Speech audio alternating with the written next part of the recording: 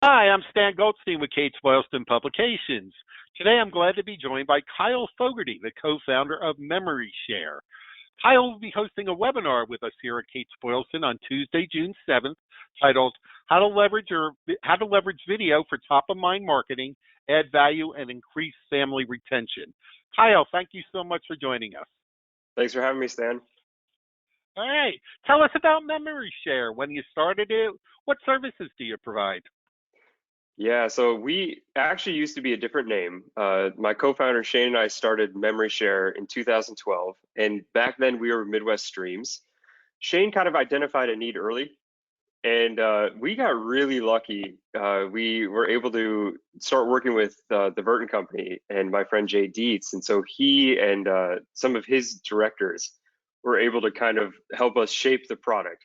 And back then, no one was really going live, so we were really just recording services and helping them post onto the obituaries, and the product, worked really well. And so from then on, we slowly but surely started growing and providing value for families, and supporting funeral directors. Okay.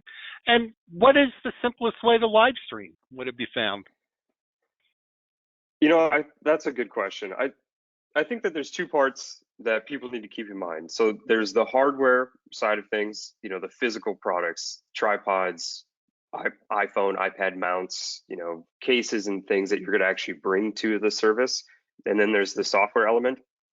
By far, the easiest way to just get started is a mobile device and a basic tripod.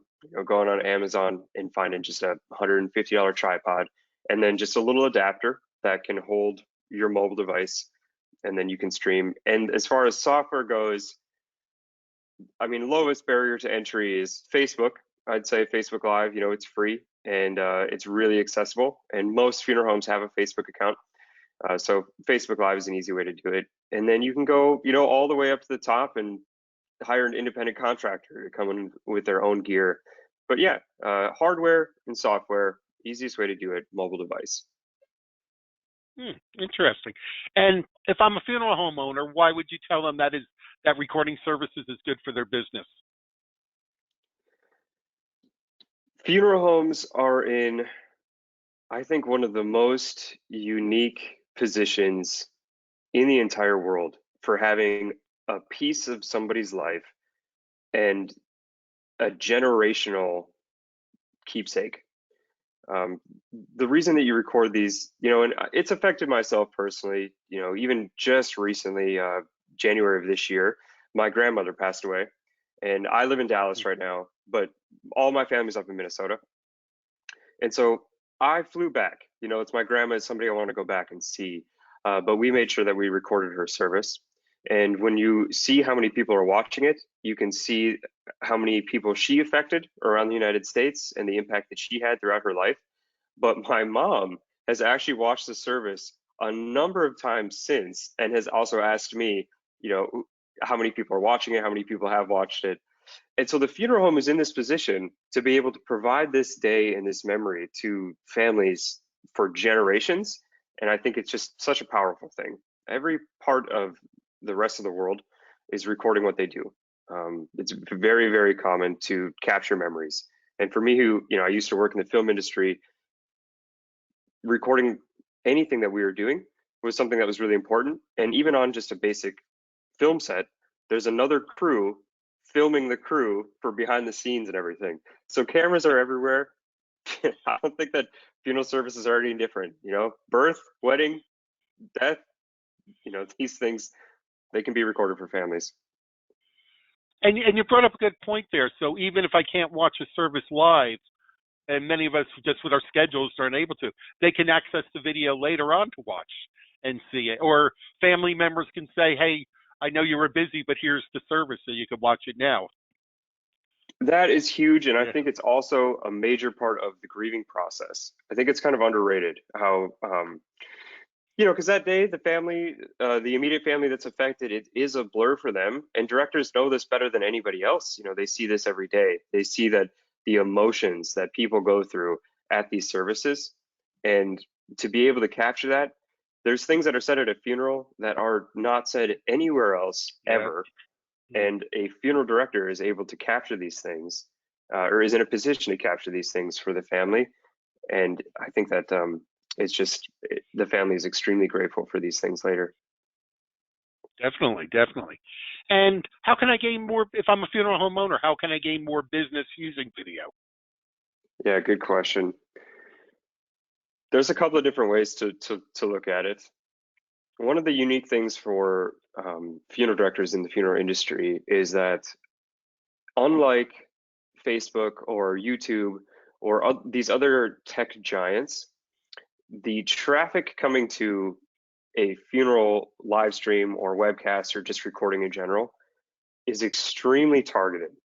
It's an extremely intentional visitor who comes to, johnsonfuneralhome.com to watch a service. And to be able to leverage this is a very unique kind of facet of what video for the funeral industry can look like. And what we've been able to see over the last, well, I guess since 2013, when we really started webcasting services, is that the amount of viewers you are able to tap into, the United States. Anybody in the United States can watch this stream, but it seems like there's actually quite a few more viewers that are local and within driving distance. Mm. And what we have found is, depending on the size of your funeral home and the size of your market, what begins to happen is that the community starts to treat your website like the obit section of the newspaper. And even if they're just curious, they want to see what's going on in town. And over and over and over, you actually have an increase in local viewership, which is extremely great for top of mind marketing in your area, and makes you a household name for the people that you're serving. Definitely, definitely. That's interesting. And does the live streaming, could it encourage people not to attend a service in person?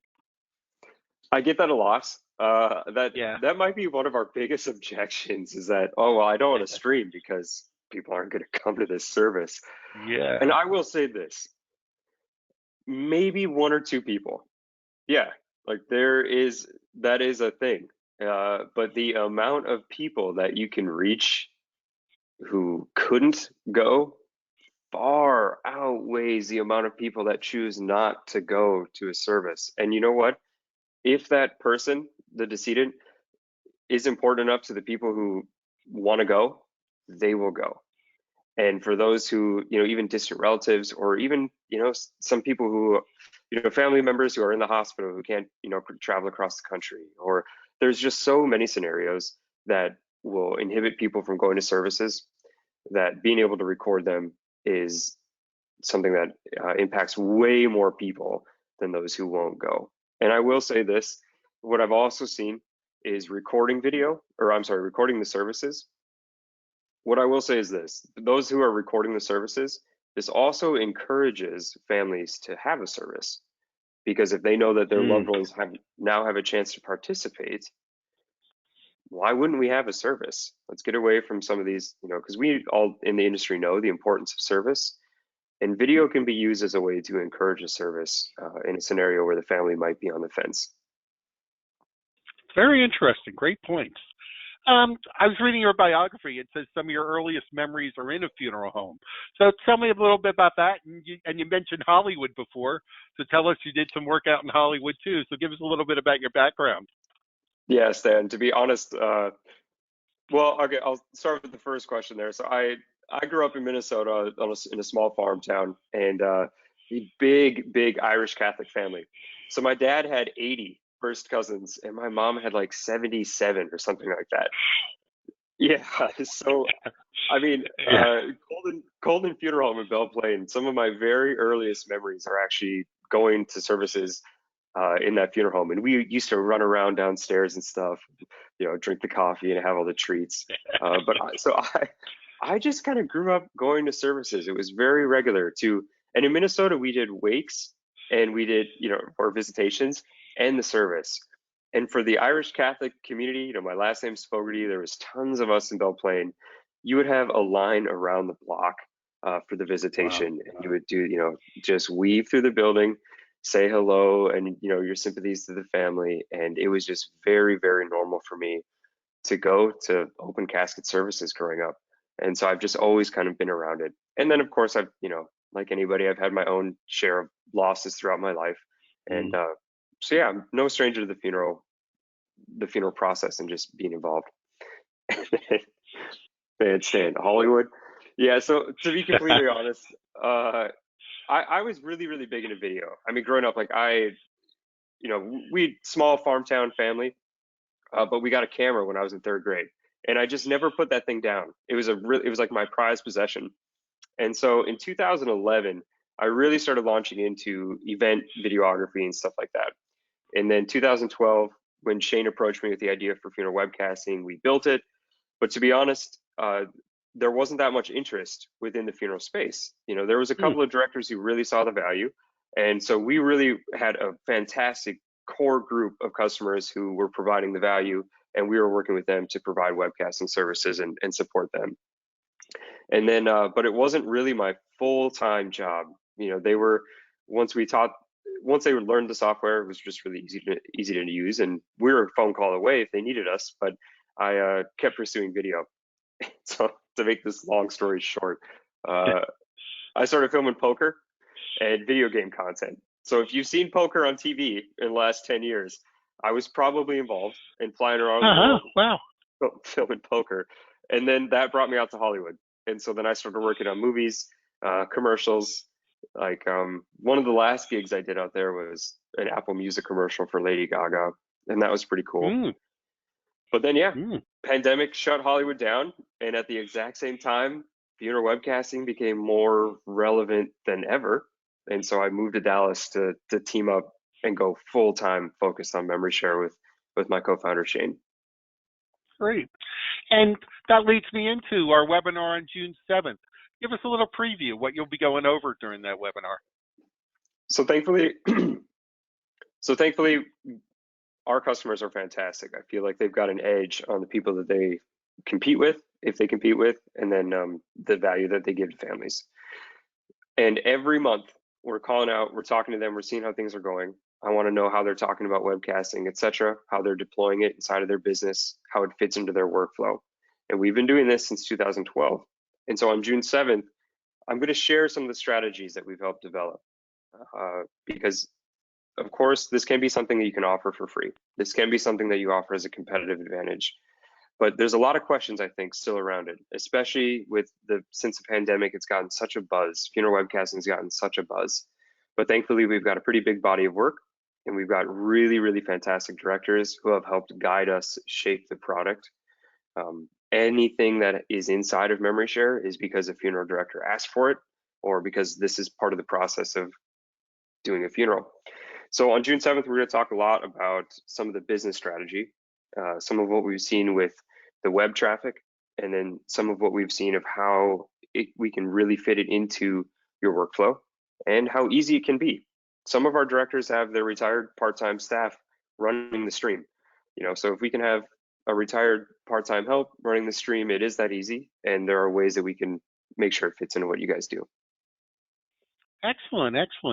And to sign up for that webinar, you can go to AmericanFuneralDirector.com, look for the webinars tab, and click on that. Again, that's Tuesday, June 7th. It's going to start at 2 p.m. Eastern time. I guess you'll be in Dallas, so 1 p.m. Texas time. All right, and I have one final question for you. Tell us something people may not know about you. Ooh. All right, full disclosure, I'm a bit of an adrenaline junkie. And so I really, really like to do some extreme things. And of course, as I'm getting a little older, I'm minimizing some risks.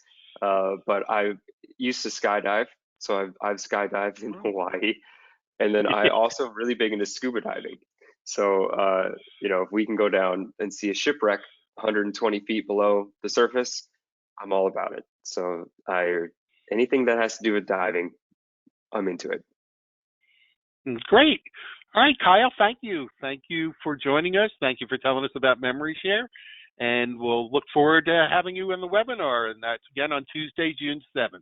So thanks again. Have a great day. And I'll talk to you in June. All right. Awesome. Thanks, Dan. Take care. Okay, Kyle. Thanks. Bye-bye.